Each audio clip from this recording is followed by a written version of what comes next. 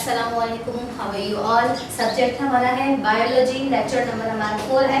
Chapter number अभी हमारा 1 ही चल रहा है, इंट्रोडक्शन टू बायोलॉजी।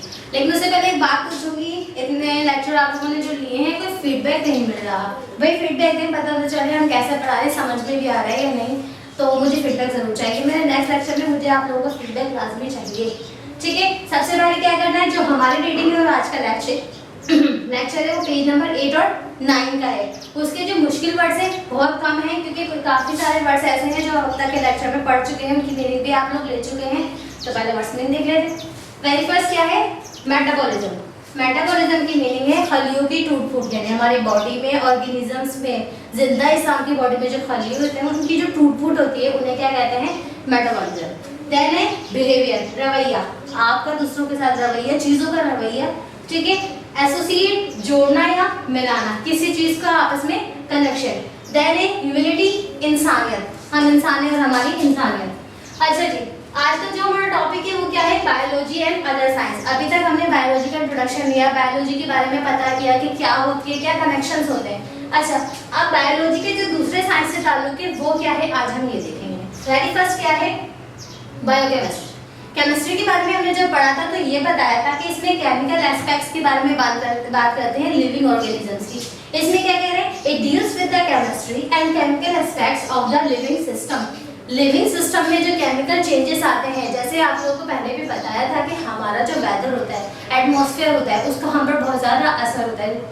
आजकल बहुत गर्मी है, ये गर्मी नॉर्मल नहीं है।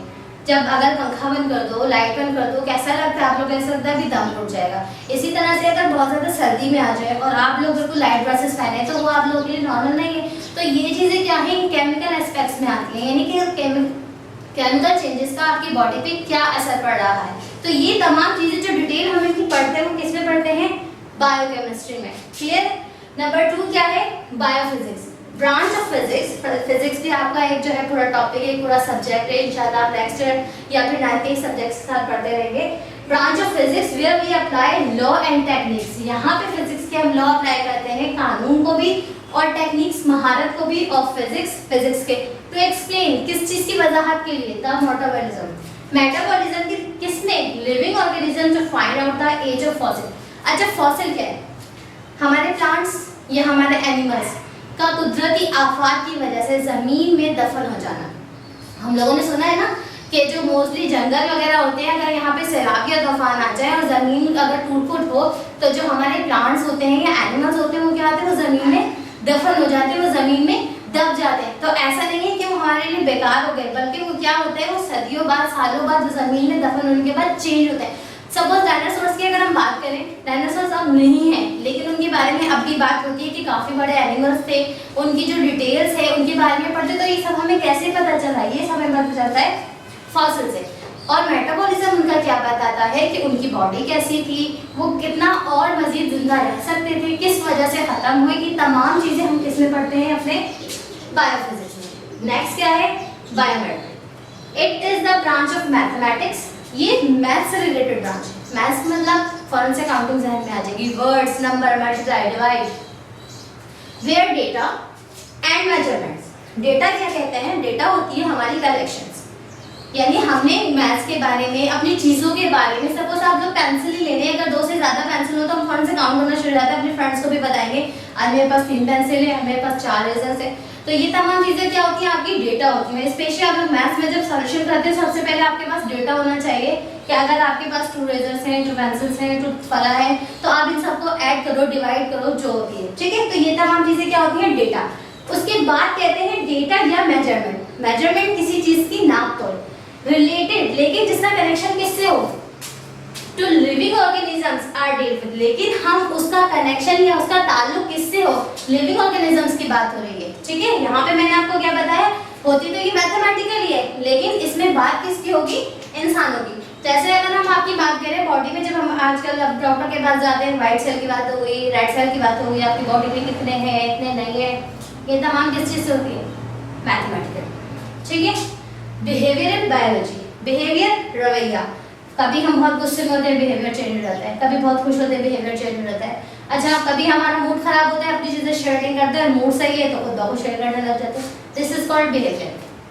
यहाँ क्या कह रहे हैं, मैनी ऑफ द फैक्ट्स, कुछ हकीकत की बुनियाद पर, ऑफ बायोलॉजी, लेकिन साइंस यानी हमारे बायोलॉजी में आर रिफ्लेक्टेड, असरअंदाज होता है in the study of behaviour, यानी बायोलॉजी के जो बिहेवियरल एक हमारे जो ब्रांच है जिसमें हम पढ़ते हैं हकीकत की बिहेवियर के बारे में बात करते हैं कि हकीकत क्या है, हवा है हकीकत है, नहीं होती है रुक जाती है, बारिश का आना, ये तमाम फैक्ट्स क्या है, ये हकीकत की बुनियाद पर है, इन्हें कोई मना नहीं कर सकता या इनसे कोई इनकार नहीं कर सकता। नेक्स्ट आ जाता है bio sociology, the study of behaviour. अच्छा, इसमें भी बिहेवियर की बात होगी। अब इसमें कौन सा बिहेवियर है? स्पेशली सोशल बिहेवियर, समाजी बिहेवियर, यानी समाजी रवैया कैसा है समाज के साथ, लोगों के साथ, फ्रेंड्स के साथ, गैदरिंग के साथ, अननोन के साथ, ऑल्सो एसोसिएट। इसके अलावा ये जोड़ता है क्या? Biology to the social science as an humanities. अगर हम लोग बात करें किसी नफ्सियाती की बात करें, जैसे उसका दिमाग ठीक नहीं होता, अगर मैं नॉर्मली भी बात करूं, जैसे मैंने अभी आपको बताया था, हमारा जब हमें जब गुस्सा आ जाता है हमारा दिमाग थोड़ा सा डाइवर्ट हो जाता है, ठीक से बात नहीं करते हैं, गुस्सा आ जाता है, चिड़चिड़ापन हो जाता है, चीज़ों को तोड़ फोड़ भी देते हैं, तो ये क्या है? उस वक्त हम नॉर्मल नहीं है, हमारा क्या है? सोशल बिहेवियर, समाज के साथ बिहेवियर ठीक नहीं। सपोज अगर आप लोगों ने अपने मदर से कोई बात मनवानी है तो उस वक्त आपका रवैया बहुत चेंज होता है, मम्मा भाई ऐसे करना है, लेकिन कभी कभी हमारा मूड खराब होता है, मम्मा से भी बदतमीजी कर जाते हैं, तो ये तमाम चीज़ें क्या है? सोशल बिहेवियर है। तो सोशल बिहेवियर में हम क्या पढ़ते हैं? इसमें हम ये पढ़ते हैं कि हमारा living to living, non living के साथ नहीं, लिविंग का लिविंग के साथ क्या बिहेवियर है। अब वो एनिमल्स भी हो सकते हैं, प्लांट्स भी हो सकते हैं, ह्यूमन यानी हम भी हो सकते हैं। चलिए आगे का टॉपिक देखते हैं, उसके लिए पहले वर्ड मीनिंग देख लेते हैं।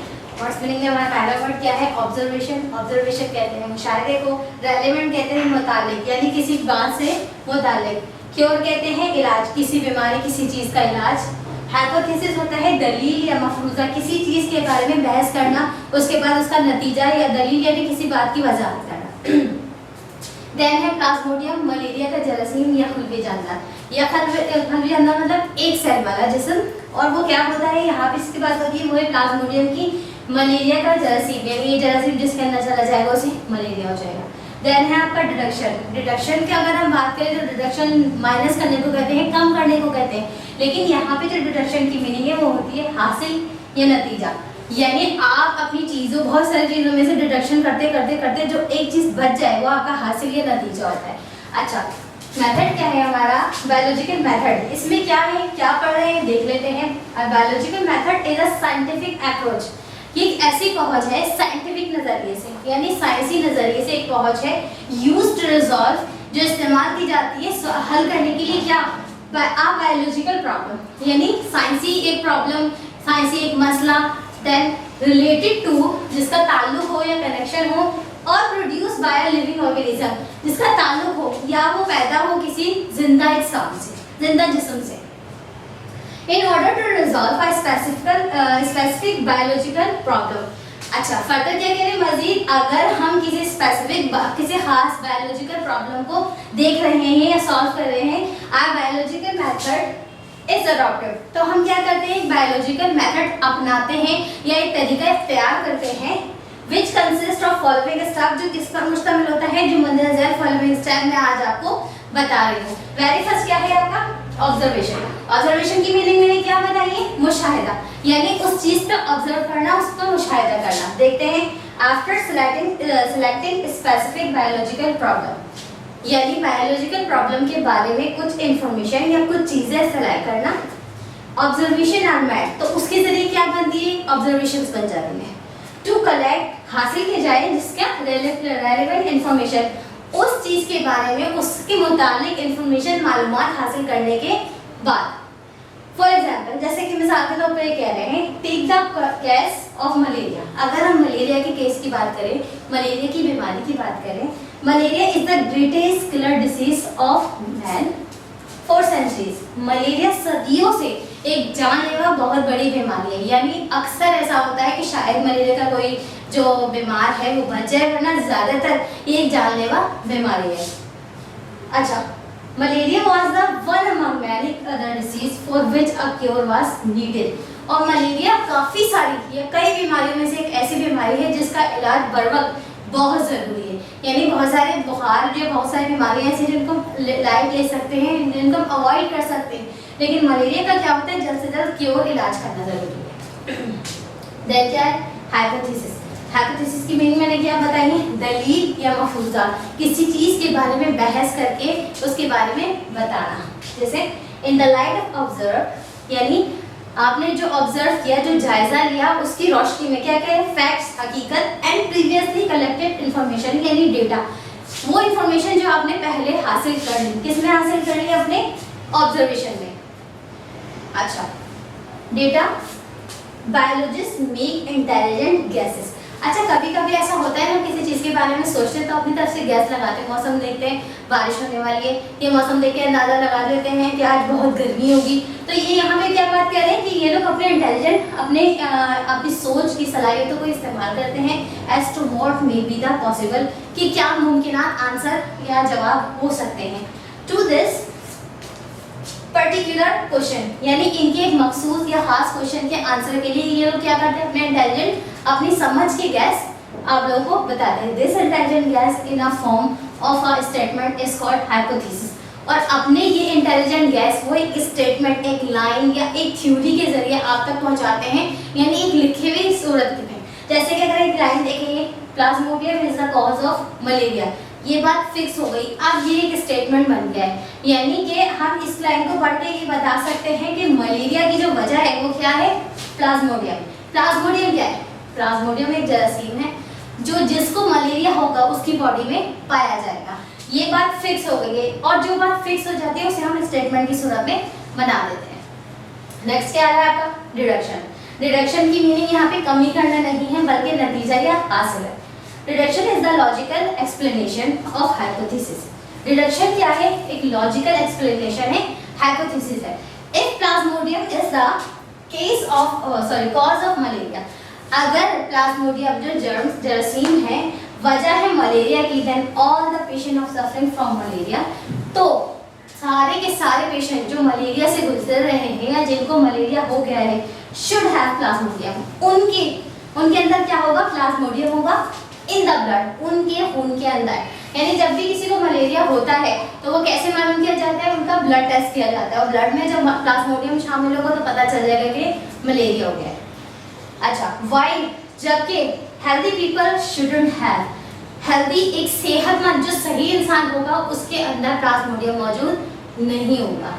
तो ये क्या बता रहे हैं, ये बता रहे हैं कि ये लोग इन्फॉर्मेशन हासिल करते हैं, किसी को फीवर हो, फ्लू हो, कुछ भी हो, सब अपनी अपनी इन्फॉर्मेशन देते हैं। बहुत सारी इन्फॉर्मेशन इकट्ठा होने के बाद उनको डिडक्ट करते रहते हैं कि ये सही नहीं है, ये सही नहीं है, ये सही नहीं है, और डिडक्ट करने के बाद कमी करते करते जो एक बचती है वो क्या हो जाती है, वो डिडक्शन कहलाती है, वो एक स्टेटमेंट बन जाती है, और वो एंड में हमारी डिडक्शन कहलाती है। 3 हेडिंग्स हमने पढ़ ली, आगे की 3 हेडिंग्स पढ़ते हैं, लेकिन इससे पहले इसकी वर्ड्स मीनिंग देख लेते हैं। एक्सपेरिमेंट कहते हैं तजुर्बा, प्रेडिक्शन कहते हैं पेशेंट गोई, किसी बात की किसी चीज़ के बारे में आगे से सोचना कि हो सकता है ऐसा हो जाए। एक्सेप्टेंस कहते हैं मंजूरी, किसी चीज़ के बारे में मंजूर कर लेना, एक्सेप्ट कर लेना। इवेंचुअली कहते हैं आखिरकार, यानी किसी बात का आखिर, एंड फाइनली। असम्पशन होती है फर्जी बात, किसी चीज़ के बारे में फर्ज कर लेना, हो सकता है वगैरह। एवोल्यूशन कहते हैं चक्कर, यानी घूमना, एक ही रास्ते पे जाना। अच्छा, थ्योरी कहते हैं नजरिए को, अपना नजरिया होना। हाँ भाई, experiment. The next step is to test each deduction. Last जो हेडिंग थी नंबर 3 को हमने डिडक्शन पढ़ी थी कि हमारी तमाम जो बातें हैं, तमाम हमने जो मफरूज़े अपने लिए थे, उन सबको डिडक्ट करते करते आखिर में जो बात आ जाती है, दिस इज कॉल्ड डिडक्शन। अच्छा, डिडक्शन यानी prediction, partially to find out whether और not the hypothesis is correct. यानी आप जो भी चीज़ें अपने डिडक्शन में लेकर आ जाते हैं, उसके बाद पार्शियली अलग अलग हिस्से करके आप उन्हें कहते हैं, गैस करते हैं कि वेदर यानी या वो सही है या फिर नहीं। In testing the deduction we are actually testing the hypothesis. जब हम डिडक्शन को टेस्ट कर रहे होते हैं या डिडक्शन के बारे में बात कर रहे होते हैं, तो एक्चुअली में जब हम उसको टेस्ट कर रहे होते हैं वो हमारा किस चीज़ का रिजल्ट होता है, वो हमारा हाइपोथेसिस का रिजल्ट होता है।